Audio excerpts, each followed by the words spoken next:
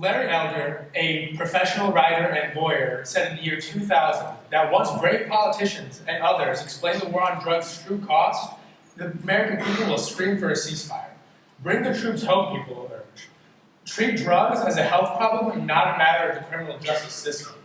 These were the thoughts on a domestic war 16 years ago, a war that continues to rage on today. But who is the enemy of this war? The enemy is your recreational pot-smoking friend, the neighbor who should probably stop growing his product or get a privacy fence, and the homeless addict who is in desperate need of assistance in a system that would sooner see him sent to jail for a supposed lack of moral compass.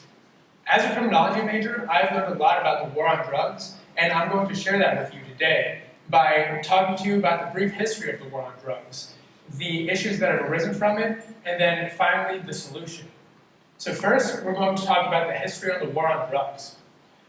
It all started in 1971, whenever President Richard Nixon gave a speech to Congress, and according to the American Presidency Project, he outlined a new enforcement policy in which he would attempt to cut off the supply and demand and start instituting mandatory sentencing.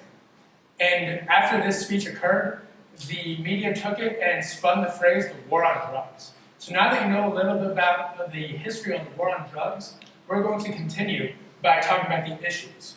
And although President Nixon did have the best intentions in mind, there have been a lot of issues that have arisen from this. First, we look at Sarah Mayo in Newsweek in 2015, in which she outlines that prison overcrowding has come to unconstitutional proportions. People have been moving bunks to cafeteria, laundry rooms, hallways, and it's just become a cesspool overall. A large part of this is the 50% of federal inmates that are in prison for drug-related offenses. And in state prisons, 20% of them are there for drug-related offenses. This is a total of 300,000 people that are contributing to the overcrowding issue that is plaguing the prison system. Now we look at drugwarfacts.org, where they outline in 2014 there were 47,000 people who died from drug overdose. In 2010, in comparison, there were only 36,000. That is an increase of 11,000 people dying unnecessarily, with a total of 47,000 people, and the numbers are only getting worse, and more people are dying every year. Now we look at job application. Now, most of you in here have filled out a job application at least once in your life. And whether you guys remember or recognize it or not, there's a box that you check whether you're a felon, yes or no. And with the mandatory sentencing that Richard Nixon imposed, this became a large issue. Because if you have a certain amount of drugs on you, it turns you into a felon. And you are wearing the felon badge for the rest of your life and have trouble reintegrating yourself into normalized society, even at an entry-level job, even if you try. So now that we've talked about the issues of the war on drugs, we're going to talk about the solution, which is decriminalization. Now, before all of you jump to your preconceived notions and ignore the rest of what I say about decriminalization and legalization overall, think about the issues that we just talked about. 47,000 people are dying each year, and the numbers are only getting higher. There are 300,000 inmates in prison for drug-related offenses, whereas that could be room for people who murder and rape. And then finally, people who want to escape a broken system and get a normal job can't, because they now wear the badge of a felon. So decriminalization is the only solution. Next, we look at Jeffrey Myron, an economist, who stated in 2010, if we were to end the war on drugs, we would save $41.3 billion. $10 billion of this alone goes to housing for 300,000 inmates. Now we look at Chris Ingram of the Huffington Post in 2015, where he outlines that Portugal decriminalized drugs in the year 2001, in which he writes, weed, cocaine, heroin, you name it.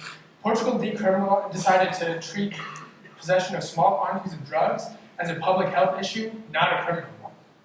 Drugs are still illegal, but getting caught with them is a small fine and maybe a referral to a treatment program, not jail time and a prison sentence. In 2014, Portugal had 3 drug overdose deaths per 1 million people. In comparison, America had 148 drug overdose deaths per 1 million people. That is almost a 50 times increase.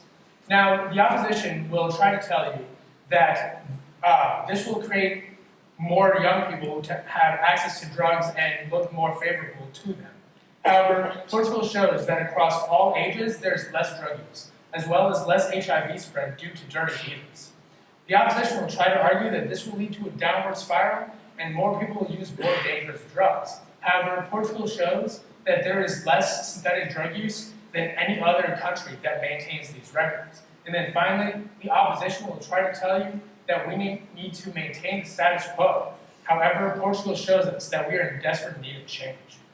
So finally, we're going to, we've talked about the history of the war on drugs, the issues that have arisen from it, and the solution, which is decriminalization. And I hope that all of you feel the urge to make a difference and change the situation.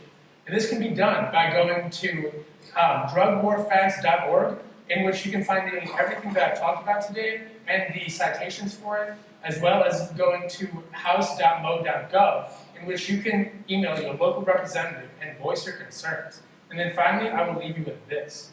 Bertrand Russell once said, "War does not determine who is right, only who is left." So whenever your recreational pot smoking friend is gone, whenever your neighbor who probably should have gotten a privacy fence is gone, and the homeless addict who is in desperate need of assistance in a broken system is gone and you are left, what will you do?